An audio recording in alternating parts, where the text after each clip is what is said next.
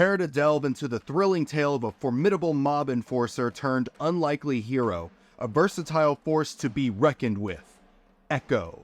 Welcome to the Crop Top Critic. I'm Alex and I love everything movies, TV, and geeky related, and I want to be your geeky best friend and share that love with you. This is a part of my MCU Explained series where you'll learn all about Echo's origins, abilities, and some fun facts that will help develop your future passion for the MCU.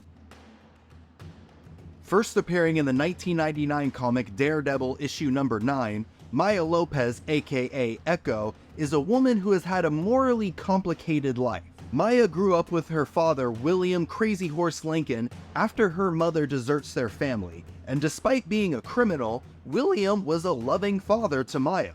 When she started school, Maya was believed to be learning disabled, but her teachers started to notice how Maya was able to replicate musical performances, and they came to the conclusion that she wasn't learning disabled, but she was deaf.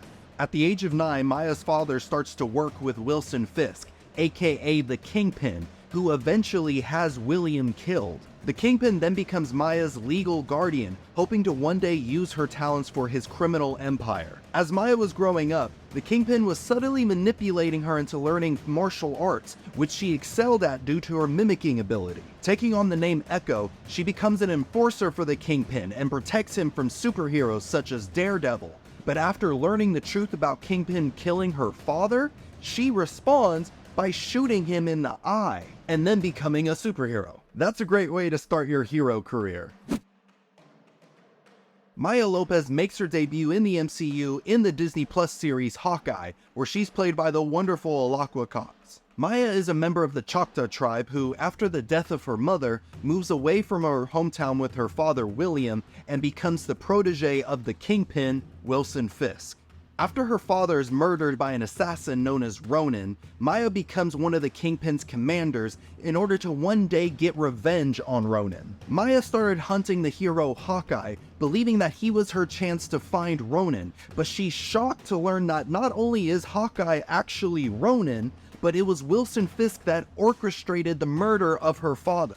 And after grappling with the truth for some time, she does what any person in her situation would do and shoots him in the eye. Afterwards, Maya fled to her hometown of Tamaha, where she discovered that she can call upon the ancestors of her tribe and gain their strength and skills. Now as Echo, Maya will use her powers to help others rather than hurt.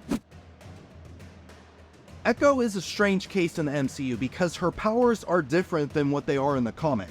In the comic books, Echo is able to perfectly replicate any physical activity that she sees, whether it be playing an instrument, performing gymnastics, or even fighting like a martial arts master. After watching the superhero Daredevil traversing across rooftops, Echo is able to become an expert in acrobats and gymnastics, which she uses in battle to create distance from her opponents. From the supervillain Bullseye, Echo was able to become a master marksman, able to throw nearly any object with deadly accuracy, like a stapler. I would be so embarrassed if I was killed by a stapler. She's also known to be an expert in various weapons like katanas, nunchucks, billy clubs. Basically, if it can hurt you, she can use it well. Echo, however, is still a regular human being, so her ability to mimic things is limited by what her body can do. So she couldn't replicate someone with superpowers, like she wouldn't be able to fly or run at super speed.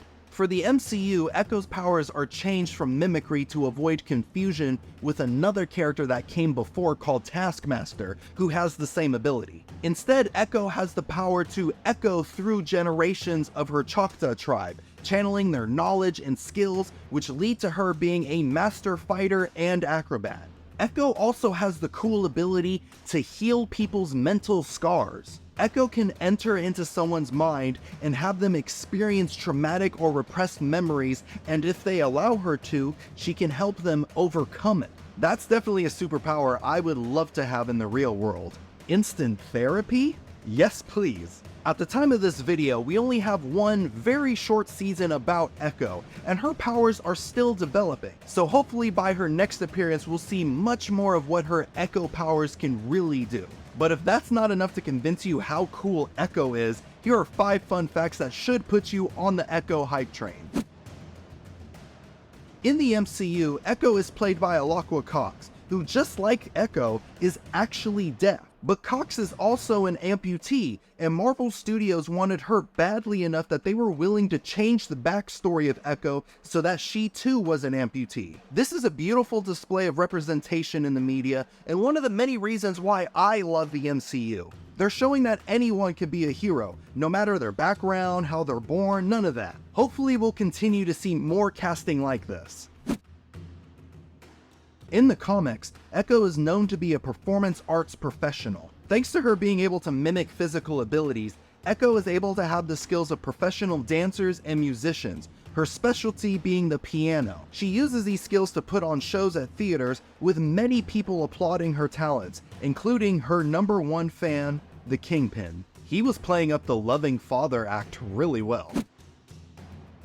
At one point in the comics, Echo wanted to get into heroism and join the superhero team, the New Avengers, but she was worried her time as a criminal would tarnish the group's reputation. So to fix this, she finds an awesome ninja-like suit, grabs some nunchucks and a sword, and calls herself Ronin. This was such a cool concept that other heroes would also don the mantle of Ronin after Echo gives it up. Most famous of these heroes being Hawkeye, who Echo passed the Ronin title to personally. During her time as the ninja Ronin, Echo would face off against legendary assassin Elektra and her evil ninja clan, the Hand. Unfortunately, after a hard fight, Echo is killed and then resurrected to become an assassin for the Hand, but she's thankfully saved and freed of the brainwashing by the New Avengers, and Echo manages to kill Elektra. Or so they thought.